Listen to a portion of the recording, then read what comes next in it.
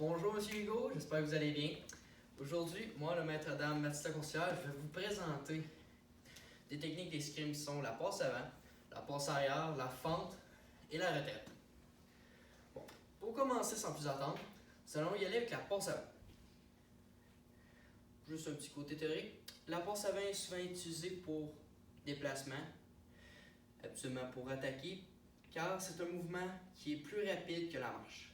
D'abord, pour effectuer une passe avant, nous allons nous placer en position basse, comme ceci. Par la suite, nous allons passer la jambe arrière devant la jambe avant. Ensuite, nous allons amener la jambe qui était avant précédemment en avant. L'important lorsqu'on exécute la fente avant, la passe avant, nous allons tout le temps garder les genoux fléchis puis garder le poids du corps centré. Bon, nous n'allons jamais aller vers l'avant, soit vers l'arrière, toujours garder les genoux fléchis. Bon, quand on veut faire une passe avant, nous allons pousser notre poids vers l'avant. Bon, nous allons mettre le poids vers l'avant, nous allons passer la jambe arrière en avant et l'autre jambe par la suite. Si vous voulez avoir des justificatifs, il y a celui des comptes. Alors, vous mettez en ligne 4 comptes. Vous allez vous mettre en position basse. Vous effectuez une passe avant à chaque compte.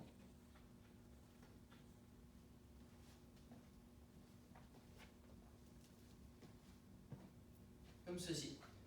Si vous voulez, par la suite, vous pouvez effectuer la passe arrière, qui est le même concept. Mais ceci sert à reculer pour garder une distance sécuritaire. Sinon, c'est le même exercice pour pratiquer les deux.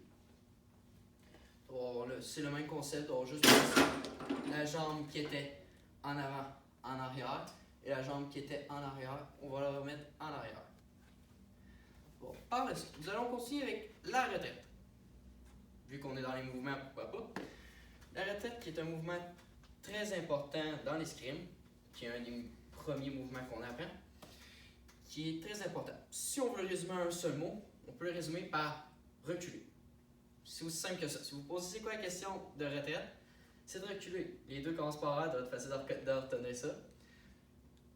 En gros, il y a deux buts à la retraite.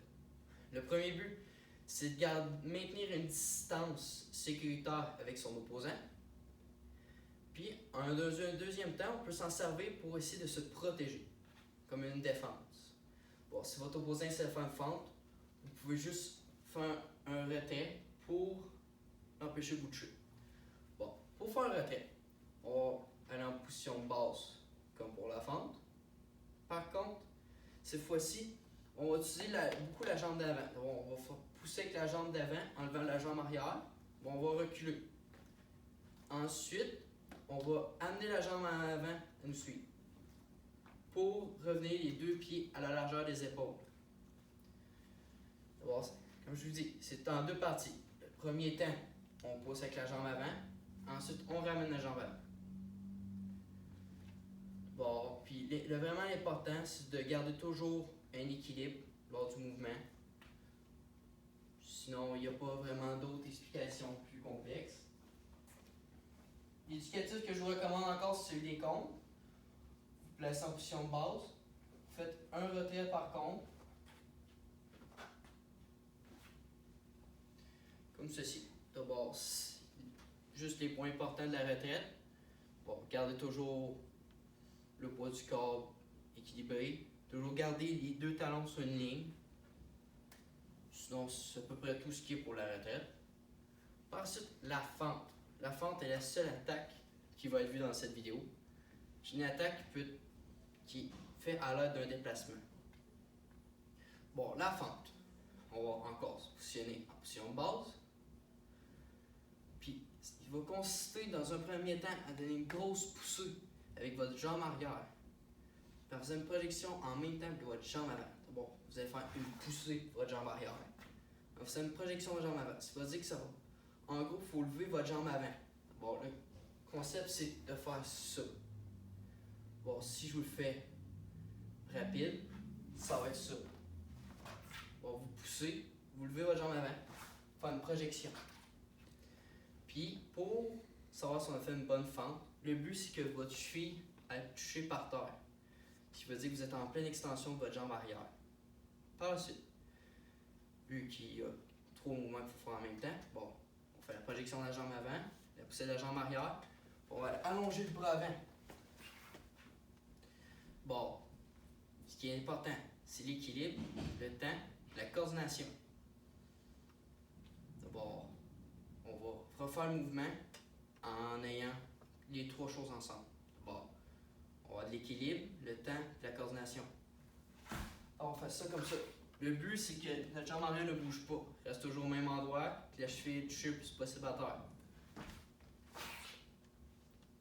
Par la suite, il faut juste éviter de rester trop longtemps en tension. Ça veut dire prendre du temps à revenir en position de base. D'abord, suite à une fente, on revient dessus. D'abord, l'éducatif que je vous conseille pour la fente, c'est de mettre 2 cônes, un orange et un jaune. Puis, essayez de faire une fente soit au cône orange ou au cône jaune lorsque un collègue vous dit la couleur. Bon, je vais essayer avec mon collègue Vigneault. On va faire 3 essais. Il va me nommer une des 2 couleurs. Puis je vais devoir faire une fente soit au cône orange ou au cône jaune. Jaune. Orange. Jaune. Pas plus compliqué que ça. D'abord, en faisant vos fentes comme ça, vous allez apprendre à toujours être prêt à faire une fente. Puis que vous n'allez pas réfléchir. Donc, vous allez toujours exécuter votre fente comme ça serait un automatisme. Bon, pour moi, ça va être tout. Je vous remercie de m'avoir écouté. On va faire une petite récapitulation. Nous allons parler de la passe avant, la fente, la retraite. D'abord, sur ce, je vous souhaite une bonne fin de journée. Puis merci de m'avoir écouté.